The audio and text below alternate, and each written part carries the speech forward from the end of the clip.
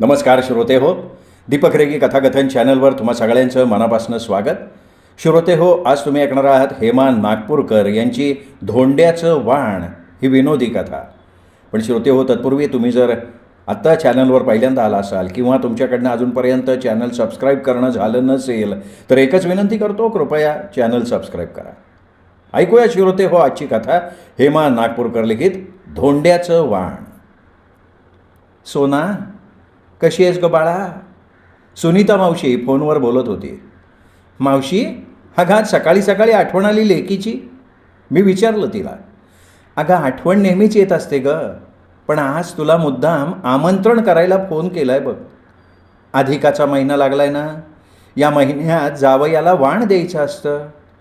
तसंही लग्न झाल्यापासून तू आलीस नाहीस गावी, या निमित्ताने या दोघंही. मावशी, ठीक आहे की. हे बघ, मी समीरला विचारते आणि कळवते तुला आम्ही केव्हा येऊ शकतो ते. असं म्हणत मी फोन ठेवला. ही माझी सुनीता मावशी, खूप आनंदी, हसतमुख. लग्न होऊन ती विदर्भातल्या एका जमीनदाराची सून झाली. संत्र्याच्या बागा, आंब्याच्या बागा, भरपूर शेती असलेले हे जमीनदार. वाडा मोठा, चौसोफी वाडा. घरात भरपूर माणसं, गडी माणसंसुद्धा पुष्कळ. मावशी हौसेनं सगळ्यांचं करायची. आधीच आनंदी असलेला तिचा स्वभाव आता अगदी आगळपगळ झालेला होता. मावशीला मुलीची हौस फार, पण तिला मकरंद आणि मिलिंद असे दोन्ही मुलगेच होते. तिच्या दिरालाही मुलगेच. मी तिची वैदर्भीय भाषेत बहीण लेक, त्यामुळे माझे ते खूप लाड करायची, कौतुक करायची. तिच्या सासूबाईसुद्धा सुनबाईची बहीण लेक म्हणजे माझी नातच की, असं म्हणत मला जवळ घ्यायच्या. त्यांच्या फडतळातील काजू, बदाम, आंब्याची पोळी, बोरकूट असा मेवा खास माझ्यासाठी असायचा. मलाही मावशीकडे जायला खूप आवडायचं. तिथल्या बागेत, आमराईत हुंदडायला खूप मजा यायची. मावशीला तर किती लाड करू, किती नको असं होऊन जायचं. माझ्यासाठी नवीन कपडे, हातातल्या बांगड्या, कानातले टॉप्स, बाहुल्या असं काय काय ती घेऊन ठेवायची. आजी माझ्यासाठी परकर पोलकं, फ्रॉक शिवायला लावायची. मोठी झाल्यावर शाळा, कॉलेज या व्यापातून बरेच दिवसात मावशीकडे जायला जमलं नव्हतं. तिचा मुलगा मकरंद नोकरीनिमित्त पुण्यात आला होता, त्याची मात्र नेहमी भेट व्हायची. 2 दिवसानंतर मकरंद आलाच घरी. ए बाई, तुझ्या नावचं समन्स आलंय गावाकडून. जावई बापूंना धरून आणायचा हुकूम आहे, या विकेंडला जायचं का? आम्ही देऊन टाकला होकार. पुण्याहून नागपूरला पोहोचलो. तिथे आमच्यासाठी गाडी आली होती. आम्ही गावी पोचलो 2 तासात. वाड्याभोवती प्रशस्त भिंत होती, मोठा दिंडी दरवाजा होता. गाडी आत शिरल्याबरोबर भिंतीला लागून एका बाजूनं पिंपळ, वटवृक्ष अशी मोठाली झाडं, तर दुसऱ्या बाजूनं चाफा, बहावा, गगनजोई अशी फुलझाडं लागलेली होती. या सगळ्यासमोर छानसा गुलाबाचा ताटवा देखील होता. त्यासमोर पायरीलगत तुळशी वृंदावनात तुळस मंजिऱ्या बहरल्या होत्या. पाहुणे आले जी, रामूने आवाज दिला. भाकर तुकडा घेऊन मावशी दारात आली. भाकर तुकडा ओवाळून टाकत तिने पायावर पाणी टाकलं आणि नंतरच तिने आम्हाला घरात प्रवेश दिला. गेल्या गेल्या तिने मला मिठी घेतलं आणि म्हणाली, वाढलीस की गपोरी? मावशी, काहीतरीच आहे तुझं, वजन वाढलंय माझं. आमचं असं स्वागत होतंय, तोच आतून आजीचा आवाज आला, आलीस का ग बायो? हो आजी, असं म्हणत मीही तिला बिलगले. माझ्या पाठोपाठ आलेल्या समीरनेही सगळ्यांना नमस्कार केला. जावई बाप्पू, आता पोटभर पाहुणचार घेतल्याशिवाय सोडणार नाही आम्ही. अरे, लेक जावयाचं कौतुक करताना आमच्याकडे लक्षच नाही आहे कुणाचं, मागून आलेला मकरंद म्हणाला. असं कसं रे बाळा? असं म्हणत आजीने त्यालाही गवेत घेतलं. मावशी अतिशय सुगरण. विदर्भातली प्रसिद्ध आंबाडीची भाजी खावी तर ती माझ्या मावशीच्या हातची. माझी आवड लक्षात ठेवून मावशीने भाजी, भाकरी, लसणाचा ठेचा, ताजं लोणी असा खास जेवणाचा बेत केलेला होता. बोट तुडुंब भरल्यावर वामकुक्षी अनिवार्य होती. ती झाल्यानंतर आम्ही सगळे माझघरात जमलो. मग चहाबरोबर गप्पा रंगल्या. खूप दिवसांनंतर भेट झाल्यानं विषय अनेक होते. मध्येच आमच्यात आजीची लाडकी मांजर, आजी तिला डुबरी म्हणायची, डुबरी. ती डुबरी आमच्यात लुडबुड करायला लागली. मागच्या वेळी मी आले तेव्हा एक छोटंसं पिल्लू होतं. आता पांढरी शुभ्र चांगली देखणी दिसत होती. हे प्राणी ना ओळख विसरत नाहीत बरं का कधी. माझ्या जवळ येऊन त्या डोबरीने माझे पाय चाटायला सुरुवात केली. माझ्या पायांना स्वतःचं अंग घासायला लागली. तिच्या अंगावरनं मी हात फिरवला तेव्हा घशातल्या घशात पसंतीची गुरगुर केली तिने. ये ग डोंबरे ये. आजीने आवाज देताच ती टुणकन उडी मारून आजीच्या शेजारी जाऊन बसली सोफ्यावर. आजीच्या पलंगावर सुद्धा तिला मज्जाव नव्हता बरं का. उद्या जावई बापूंना मेजवानी करायची, मेनू सांगा. अगं आई, तुझ्या हातची पुडाची वडी कित्येक दिवस झाले खाल्ली नाही. आणि गोळा भात ग. बरं मला सांगा, गोड काय करणार आहात? बाळासाहेबांनी विचारलं. अहो, जावयाचा पहिला पाहुणचार, पंचपक्वान्न करायलाच हवीत ना. जोडीला अनारसे, करंज्या, चिरोटे आहेतच वाणात. अरे पण कुणी जावई बापूंना विचाराल का त्यांना काय आवडतंय? तुम्ही यांच्या फरमाईशी पूर्ण करा, माझं त्यात भागतं, समीर हसून म्हणाला. सुनबाई, माझं धोंड्याचं वाण लक्षात ठेव बरं का.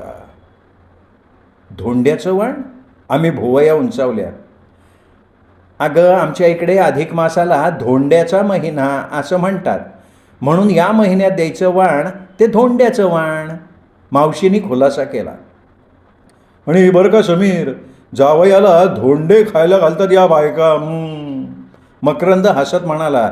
इकडे समीर मात्र गोंधळून गेला होता. काय रे त्याची फिरकी घेताय? हा धोंडा म्हणजे गोड कचोरी समजा, पुरण भरून केलेला असतो तो. दुसऱ्या दिवशी मावशीची लगबग सुरू होती. आम्हा दोघांसाठी तिने 2 चौरंग मांडले होते. एका ताटात अनारसे, करंज्या, चिरोटे, लाडू असा गोडाचा फराळ, तर दुसऱ्या ताटात चकल्या, चिवडा, शेव असले खारे पदार्थ आणून ठेवले. तिने समीरसाठी कपडे आणि वाणात देण्यासाठी चांदीचा दिवा, माझ्यासाठी साडी, ओटी आणि जोडवी, बांगड्या अशी सौभाग्य लेणी तिने काढून ठेवली. स्वयंपाकघरातून पोळ्याच्या वाड्यांचा खमंग वास दरवळायला लागला होता. सुनबाई, अगं धोंडा बनला का माझा? आजीच्या खोलीतून आवाज आला. हो आणत्या, मावशी म्हणाली. स्वयंपाकघरातून ती एक वाटी घेऊन आली. त्यात टम्म फुगलेली एक गोड कचोरी होती. मला दाखवत म्हणाली, हा बघ, हा धोंडा. आता आजी यात गिफ्ट ठेवणार जावयासाठी. हो, वाण दिल्यानंतर त्यांनी तो धोंडा फोडायचा आणि आपलं गिफ्ट मिळवायचं. म्हणजे मावशी, आपण दसऱ्याला तांदूळाचा रावण मारून त्याच्या पोटातून अंगठी काढतो तसंच असतं का ग हे? मी विचारलं. बरोबर आहे, आणि यात सुद्धा अंगठीच राहणार आहे बरं का. काय सांगतेयस मावशी? अगं हे जास्त होतं आहे हां. अगं, आबासाहेबांनी आजीला स्वप्नात सांगितलं आहे म्हणे, जावयाला माझी अंगठी देशील म्हणून. हां, आणि तुला का संकोच वाटतोय ग? आहे म्हातारीजवळ बक्कळ. आत्ता नाही वाटणार तर केव्हा वाटणार? बाकी सगळे तर मुलगेच आहेत. हा एकटा जावई आहे लाडाचा, देऊ देत की ग. असं म्हणत मावशी आजीच्या खोलीत वाटी घेऊन गेली. स्वयंपाकघरातून खमंग वास येत असल्यानं डुबरी तिथे घोटाळत होती. डुबरे, आज नैवेद्य झाल्याशिवाय तुला काही खायला मिळणार नाही आहे. जा, पळ बाहेर. नंतर माझ्याकडे वळून मावशी म्हणाली, तेवढी चौरंगाभोवती रांगोळी काढून घे. मी औक्षणाची तयारी करते पटकन. वाण देण्याचा कार्यक्रम झाला की गरमागरम जेवण करता येईल. रांगोळी काढून मी उठले तेवढ्यात आजीचा ओरडा ऐकू आला. अगं डोंबरे, डोंबरे थांब ग डोंबरे. अगं डोंबरे, डोंबरे ती वाटी घेऊ नको, वाटी घेऊ नको डोंबरे. शारदे, सुनीता, अगं लवकर या, लवकर या, पकडा या डोंबरीला. डोंबरे वाटी सोड. आम्ही सगळे आजीच्या खोलीत धावलो. धोंडा ठेवलेली वाटी डुबरीच्या तोंडात होती. आम्हाला बघून ती धूम पळाली तिथनं. कुठल्या खोलीत गडप झाली देव जाणे. बघा रे, बघा बघा, ती डुबरी माझी धोंड्याची वाटी घेऊन गेली. आजी, आता जाऊ देत की. शांताबाई दुसरा धोंडा बनवून देतील ना. अरे बाबा हे, अरे वाण द्यायचं म्हणून अंगठी घातली होती मी त्यात सोन्याची. काय? मकरंद, समीर, बाळासाहेब एकमुखाने ओरडले. अगं पण ती त्या धोंड्यात खुपसायची गरज काय होती तुला? अरे बाबा, तशी रीत असते रे. वाण तसंच देतात रे. तेवढ्यात खोलीच्या दारात तोंडात रिकामी वाटी घेऊन डुबरी हजर झाली आणि तिने ती वाटी आजीच्या समोर टाकली. गधडे, रिकामी वाटी काय तुझ्या डोक्यावर मारू का ग आता? असं म्हणत आजीने ती वाटी खरंच डुबरीच्या दिशेनं भिरकावली.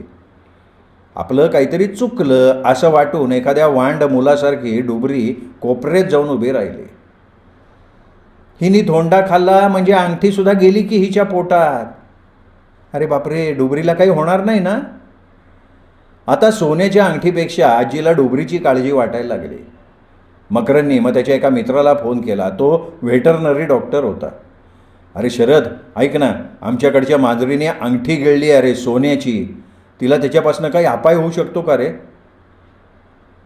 आजी, तो विचारतोय अंगठीत खडा होता का? आजीने नकारार्थी मान हलवली. बरं आजी, तो आता म्हणतोय टोकदार डिझाईन होतं का अंगठीचं? नाही रे, नव्हतं. हां हां, अरे आजी म्हणते बदामाचं, आपल्या जुन्या काळातलं. हां, मग मुळे काळजी करू नको, अंगठी नॅचरल कोर्समध्ये येईल बाहेर. हे बघ, सोन्यामुळे काहीही अपाय होत नाही. फक्त त्या मांजरीला बाहेर कुठे जाऊ देऊ नका. आणि नंतर काडी घ्या, चिवडत बसा. तो मोठ्याने हसला. फोन बंद केला. या खुलाशाने टेन्शन कमी झालं होतं. मकरंदनी डुबरीला धरून एका खोलीत नेलं. बसा बसा इथे, आणि इथे आता ती अंगठी टाका, त्यानंतर तुमची सुटका होणार. असं म्हणत त्याने कडी लावून घेतली. पुन्हा आजीच्या खोलीत आला. म्हणाला, आजी, शांताबाई नवीन धोंडा बनवून देईल, आता तू फक्त धोंड्याचं वाण दे. नाही रे हे बाबा, नाही जमणार हो. आबासाहेबांची इच्छा राहून जाईल की रे. असं म्हणत तिने कडोसरीच्या किल्ल्या काढल्या. सुनबाई, माझ्या फडताळा छोट्या लाकडी पेटीत एक लाल रंगाची डबी आहे. आबासाहेबांची दुसरी अंगठी आहे हो त्यात. आता ही मिळेल तेव्हा मिळेल, पण आजच्या मुहूर्तावर जावयाला वाण द्यायचं आपण अंगठीचं. हो आजी, अगं राहू देत की. न राहून मी बोलले. तुला विचारलंय का कुणी? आजीने आवाजच चढवला. मग शांताबाईंनी बनवलेल्या नवीन धोंड्यात नवीन अंगठीची स्थापना झाली. आम्हा दोघांना चौरंगावर बसून मावशीनी ओवाळलं. फराळाची ताटं, दिव्याचं वाण असं समीरला देऊन, तर साडी मला देऊन तिने माझीही ओटी भरली. आजीने धोंड्याची वाटी समीरला दिली. धोंडा फोडून त्यातली अंगठी त्यांनी बाहेर काढली. आजी समोर पाण्याची वाटी घेऊन उभी होती. तिने अंगठी पाण्यात स्वच्छ देऊन समीरच्या बोटात सरकवली. मावशीकडचा जेवणाचा थाट काय विचारतो, एकदम यम्मी. पोट अगदी तळ लागेपर्यंत भरलं. जेवणाचा सगळा पसारा आवरून शारदा पूर्ण घराचा झाडू पोछा करत होती. कोठीच्या खोलीतून तिचा आवाज आला, आओ आओ वहिनीबाई, वहिनीबाई इकडे या, लवकर लवकर या. मावशी पाठोपाठ आम्हीही पोचलो. कोठीच्या खोलीत एका कोपऱ्यात पूर्णपणे लडबडलेली अंगठी थुंकून टाकलेली होती. ती बघून सगळ्यांना हसू आलं. एका भांड्यात अंगठी स्वच्छ धुवून मकरंद ती आजीकडे घेऊन गेला. तळ हातावर अंगठी ठेवत म्हणाला, आजी हे बघ. हा ग बाई, मिळाली का? हो हो. अगं तुझी डुबरी फक्त मस्त माल, छान माल खाते. सोनं बिनं खाणं माणसाचं काम. डुबरीला त्या सोन्यात काय इंटरेस्ट? तिने थुंकून टाकली होती ती. बरं झालं ग बाई, मला काळजी वाटत होती हो डुबरीची. आजी, तू अंगठी जावयाच्या नावानं काढली होती ना? हां, मग करायचा का समीरचा डब्बल धमाका? म्हणजे डबल धमाका अधिक मासाचा जावयाच्या नावाने. अरे द्यायची आहे ती जावयाला, पण आता पुढचा धोंड्याचा महिना येईल तेव्हा देईन. म्हणजे 3 वर्षांनंतर. चांगली ठणठणीत आहे मी, मरणार नाही 3 वर्षात. ओके. समीरच्या पाठीवर थाप मारत मकरंद म्हणाला, समीर भाऊ, अभी इंतजार करो. आम्ही सगळे हसलो.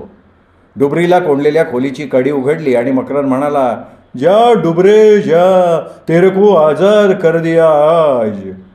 कोंडून राहिल्यामुळे वैतागलेली डुबरी धूम पळाली बाहेर. श्रोते हो, तुम्ही ऐकत होतात हेमा नागपुरे यांची कथा धोंड्याचं वाण. कथा कशी वाटली कमेंट करून जरूर कळवा. ही कथा आपल्या कथाप्रेमी मित्रपरिवारात नातेवाईकात शेअर करा. भेटत रहा दीपक रेगे कथाकथन चॅनलवर. कथा कादंबरी ऐकत राहण्यासाठी नमस्कार.